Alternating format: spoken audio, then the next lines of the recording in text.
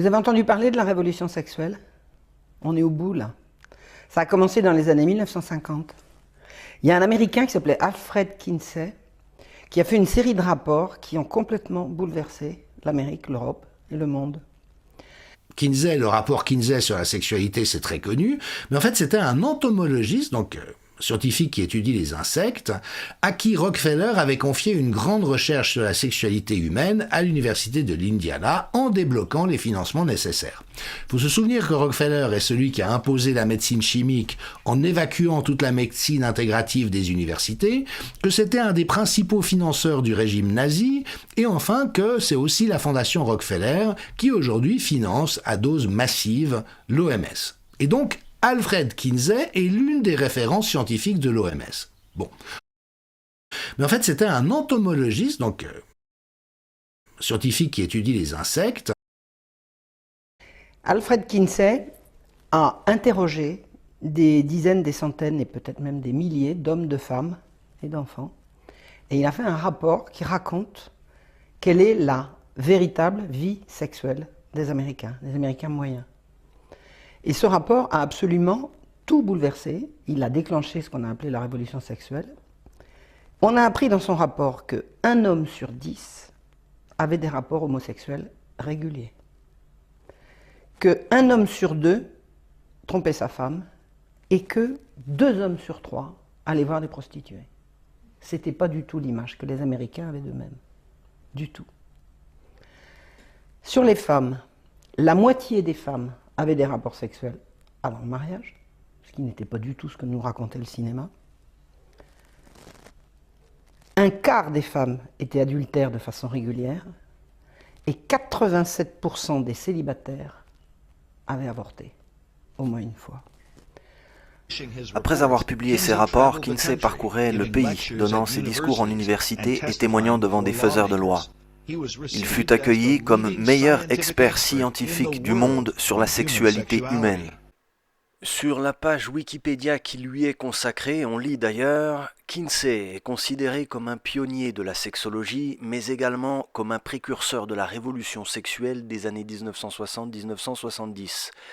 Les rapports et travaux de Kinsey ont ouvert la voie à ceux de William Masters et Virginia Johnson, ainsi qu'à toute la sexologie clinique. » Le rapport Kinsey a été une révolution en lui-même. Qu'est-ce qu'il a déclenché? Il a déclenché l'apparition de ce qu'on a appelé la libération des femmes, c'est-à-dire les femmes qui se mettent à avoir des rapports sexuels en dehors du mariage et en dehors d'un compagnon régulier. On a vu arriver la pilule, on a vu arriver l'avortement comme acte banalisé, et on a vu arriver l'irruption du porno. La pornographie, ça date de cette époque-là. Avant, une image pornographique était poursuivie, était pourchassée, c'était interdit. Les médias de masse semblent avoir toujours été du côté de Kinsey et de sa philosophie. Une philosophie encouragée par Hugh Hefner en 1953 lorsqu'il lança le magazine Playboy. Cette même année, Kinsey sortit sa bombe, le comportement sexuel chez la femelle humaine, le second livre de son rapport sur la sexualité humaine. Hefner fit immédiatement une association entre son magazine porno soft et la recherche de Kinsey. Je le mentionne dès l'introduction du premier numéro, où je le nomme l'autre grand livre. Il est sorti en 1953. Max Lerner, un ami, dit que Kinsey était le chercheur et que j'étais le pamphlétaire, le diffuseur auprès du public. Et c'est une vision intéressante. J'ai certainement fait des choses d'une certaine manière. La révolution sexuelle commença en 1953 avec le deuxième livre et le démarrage de Playboy. En même temps, Hefner érigea la fondation Playboy, qui devient, je cite, « une des principales sources de revenus pour l'Institut Kinsey ». Mais Playboy représentait plus que de simples photographies dénudées de jolies filles. En même temps, Hefner publiait la philosophie Playboy, une moralité nouvelle pour l'ère post-Kinsey.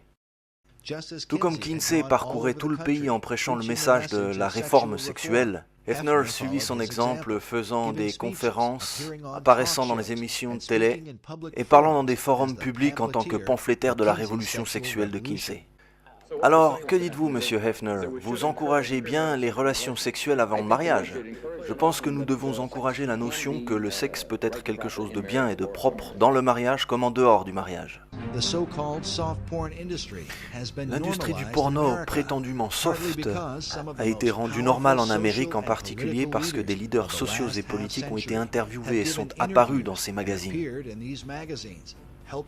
les aidant à faire partie des médias de masse. La plus populaire est peut-être l'interview de Jimmy Carter pour Playboy en 1976 à l'occasion de sa candidature au présidentiel. C'est ce qu'on a appelé la révolution sexuelle. Eh ben tout ça c'est plutôt positif, bande de vilains réactionnaires de droite. Décidément cette vieille mentalité catho. Savez-vous comment est mort Kinsey? Il paraît qu'il est mort d'une crise cardiaque.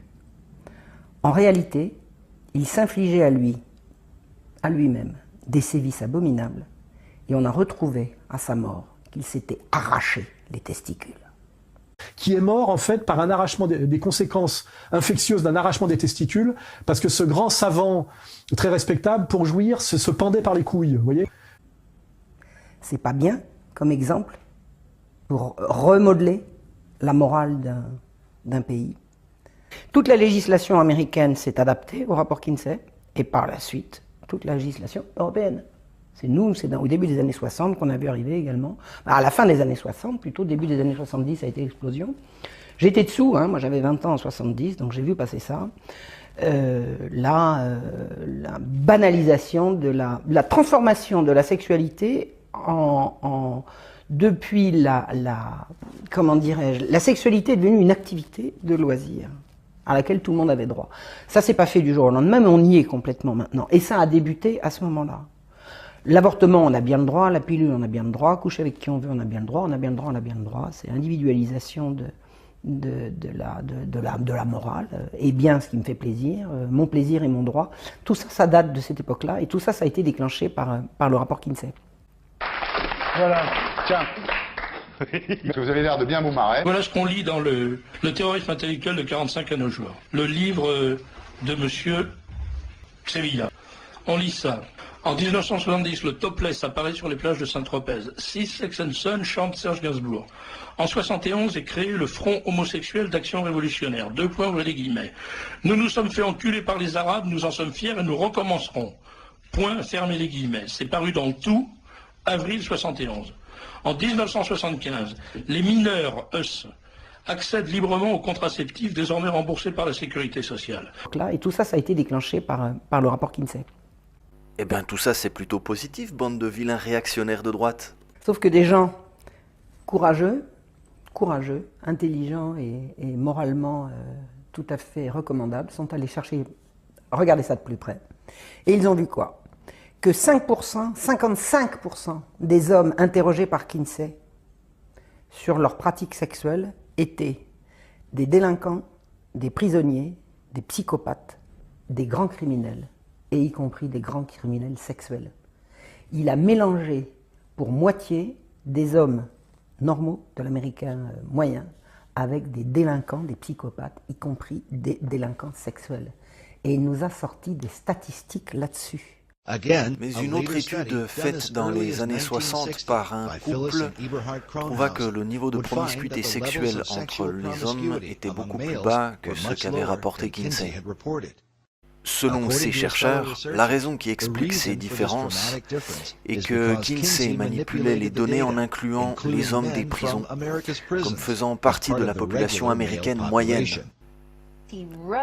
Il a écrit qu'il a trouvé 1300 à 1400 délinquants sexuels qu'il a utilisés comme sa population d'hommes normaux. Quoi ?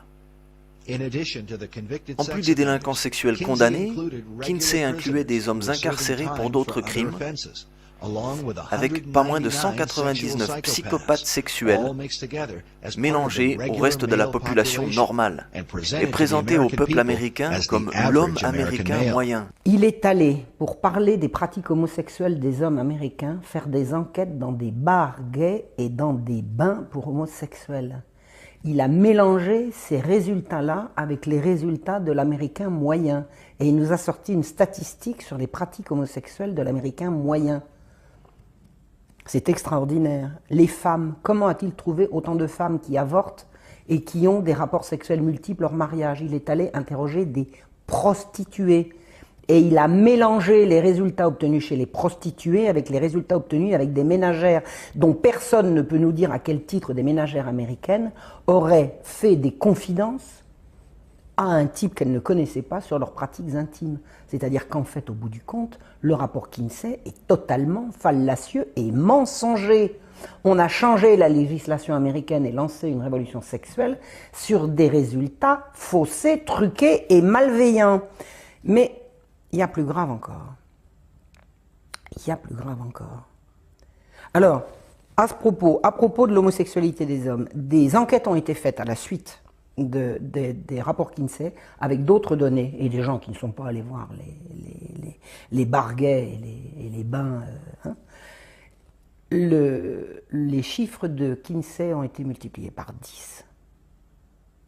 C'est-à-dire que la vraie statistique de l'homosexualité, d'après ces chercheurs, c'est pas 1 homme sur 10, c'est 1 sur 100, ce qui n'est pas la même chose. Ce qui n'est pas du tout la même chose. Il y a une autre conséquence du rapport Kinsey qui a été absolument fondamentale, c'est l'irruption du mouvement gay. Qu'est-ce que c'est l'irruption du mouvement gay? C'est un monsieur qui s'appelait, alors j'ai son nom, il s'appelait Harry Hay.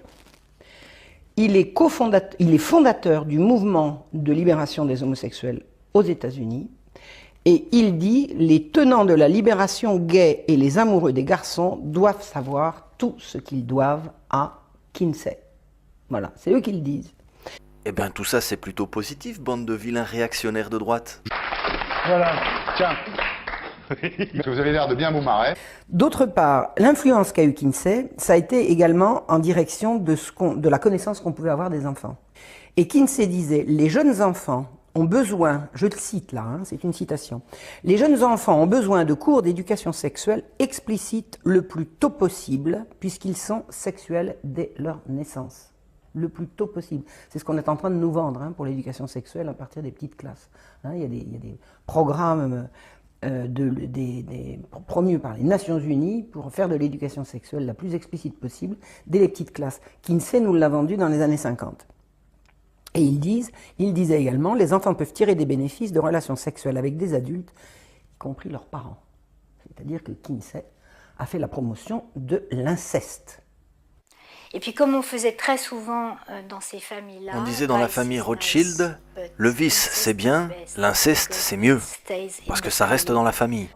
Comment est-il allé faire pour découvrir que les enfants étaient sexuels dès la naissance? Depuis ce moment où enfant, vous hésitez dans votre sexualité à ne pas savoir trop...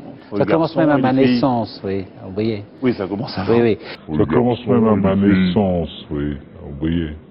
Comment est-il allé faire pour découvrir que les enfants étaient sexuels dès la naissance? Les résultats donnés par Kinsey en matière de découverte que les enfants avaient des orgasmes dès la naissance et pendant toute leur vie, pendant toute leur enfance. Kinsey a fait des tableaux dans lesquels il relate tel enfant de tel âge, ça va de 4 mois à 10, 11 ans, a réussi à avoir en l'espace de 24 heures tant d'orgasmes. Comment un type comme Kinsey peut-il nous parler d'orgasmes d'enfants? Et Kinsey explique que les orgasmes d'enfants, c'est beaucoup plus difficile à reconnaître que les orgasmes des adultes, parce qu'en l'occurrence pour les petits garçons, il n'y a pas d'éjaculation. Savez-vous ce que racontait Kinsey pour montrer ce qu'étaient les orgasmes des enfants? Tenez-vous bien. D'abord, ce n'est pas possible avant la puberté. Deuxièmement, ce qu'il appelle orgasme, il l'a documenté à la page 160-161 de son livre Comportement sexuel chez le mâle humain. Il décrit spécifiquement ce qu'il considère être un orgasme chez ses enfants.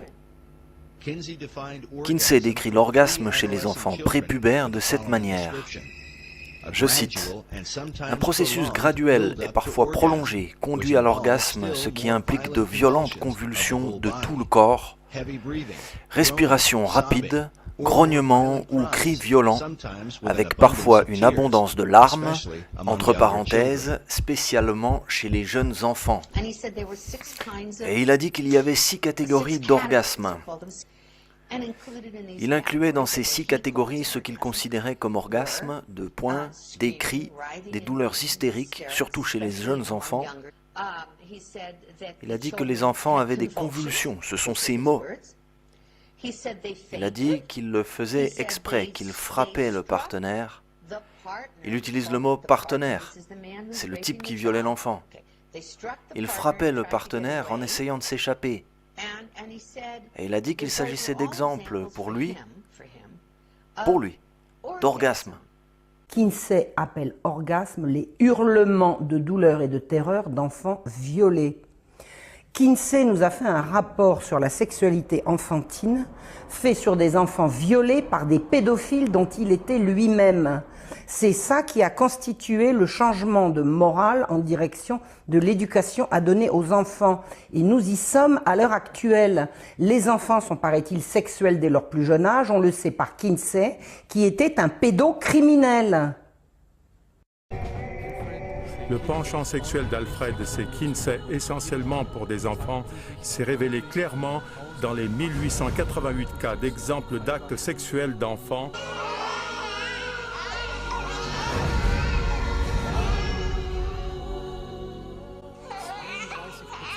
32% des petits-enfants qui étaient âgés de 2 à 12 mois, c'est-à-dire 270 à 300 nourrissons abusés, auraient atteint le point culminant d'après Kinsey.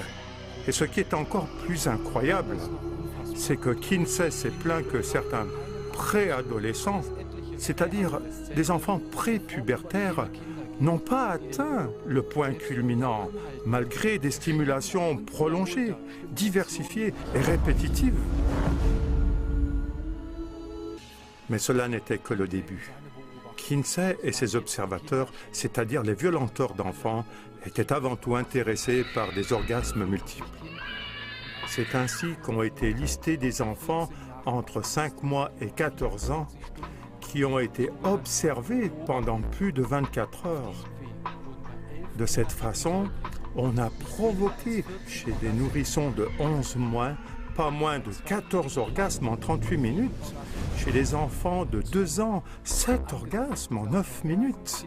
Et donc c'est à cet homme-là que l'on a confié aussi le soin de faire des recherches sur la sexualité de l'enfant. Et la réalité, alors même qu'il est toujours considéré comme la référence et le père de la révolution sexuelle, le pionnier de la recherche sur la sexualité, c'est qu'il a organisé à grande échelle le viol d'enfants, la sexualisation des enfants. Alors il faut bien comprendre que dans ces recherches, des viols d'enfants et de nourrissons ont été commis. On est en train de supprimer les passages gênants des livres, mais les recherches de Kinsey ont impliqué l'exploitation de 1475 nourrissons et garçons en vue d'obtenir des informations sur le prétendu orgasme des nourrissons et des enfants, qui était l'obsession théorique de Kinsey. Et ces recherches forment la base des instruments utilisés actuellement par l'OMS, et notamment the Sexuality Information and Explanation Council of the United States, qui a été l'organe de pédagogie sexuelle de l'Institut Kinsey. Alors, pour vraiment vous montrer, documenter de quoi il s'agit, toutes ces références sont disponibles. Donc vous voyez, on trouve les recherches sur 317 enfants mâles à partir de l'âge de 2 ans pour mettre en lumière l'orgasme sexuel. Donc jusqu'à 1 an, 28 nourrissons étaient soumis à ce qu'il faut bien s'appeler de la torture, du viol et des sévices. Et quand les nourrissons réagissaient avec des expressions sonores, Kinsey disait « Ah, ils sont en train d'avoir un orgasme ». Non, ils étaient dans un état de douleur intense, ils étaient terrorisés. Et donc, voilà les exactions commises par Kinsey. Et vous voyez, là vous avez la table avec l'âge à gauche, le nombre de prétendus orgasmes ressentis par les enfants. Un orgasme d'enfant, c'est comme un homme enceint. Moi, je demande encore à voir de quoi il s'agit. Et vous voyez qu'ils se sont acharnés sur ces malheureux. On voit la colonne « time involved » avec des séances qui souvent duraient de 1 à 3 heures. Et voilà donc la base sur laquelle l'ONU dit « Voici ce qu'est la santé sexuelle des enfants » et l'OMS « Voilà comment il faut les éduquer à leur sexualité ».